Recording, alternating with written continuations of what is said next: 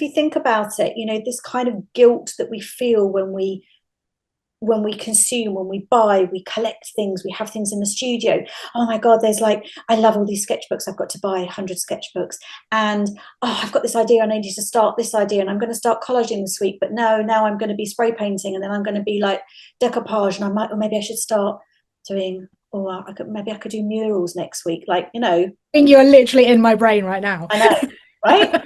Yeah. So that is the way that we think. And then what we do is we sort of assimilate all of that stuff, and we kind of bring it together, and we make it into something.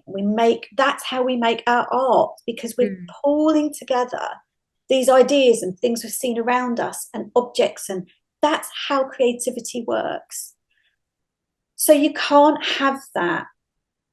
You can't have that without some kind of chaos. So like when I'm doing my artwork, there is stuff everywhere. There is stuff all over the floor. I'm knocking over paint. There's stuff stuck everywhere. I'm taking over the kitchen. It's everywhere.